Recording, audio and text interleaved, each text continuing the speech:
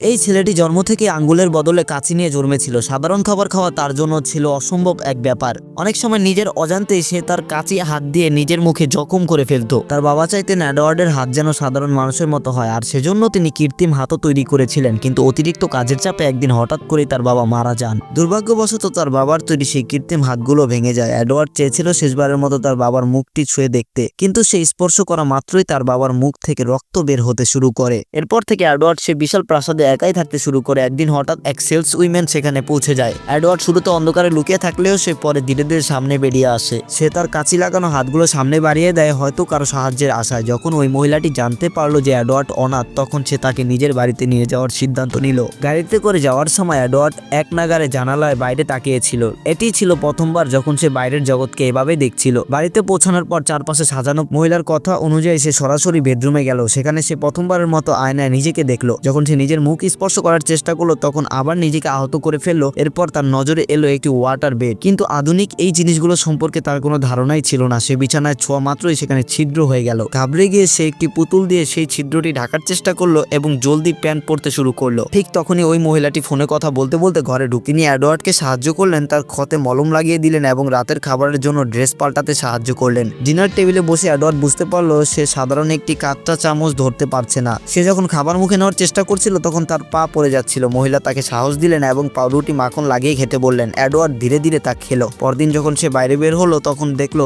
মহিলার স্বামী গাছের পাতা কাট। এডওয়ার্ড তাকে দেখে অনুকরণ করলো এবং ঝোপঝাড় কেটে একটি চমৎকার ডাইনোসরের রূপ দিল। এটি দেখে মহিলার স্বামী অবাক হয়ে গেল এবং এডওয়ার্ডকে বলল পরিবারের সবার চুল কেটে দিতে। পরের দিন ওই পরিবারটি একটি পার্টির আয়োজন করলো। মেহমানরা এসে সবার সাথে হ্যান্ডশেক করেছিল, কিন্তু যখন এডওয়ার্ডের পালা এলো, তখন সবাই থমকে গেল। পরে এডওয়ার্ড তার কাঁচি লাগানো আঙ্গুল দিয়ে মাংস ঝলসাতে শুরু করলো। এটি দেখে সবাই। মহিলা তাকে আইসক্রিম দিল, আর সেখানে থাকা এক নারী তাকে নিজ হাতে খাইয়ে দিল। ইস, এডওয়ার্ডের অবস্থা দেখে কি আপনারও খুব খারাপ লাগছে? আপনার মনে যদি ওর জন্য একটুও মায়া হয়, তবে কমেন্টে একটি লাল হার্ট ইমোজি দিন। দেখি কতজনের ওর জন্য মায়া হচ্ছে।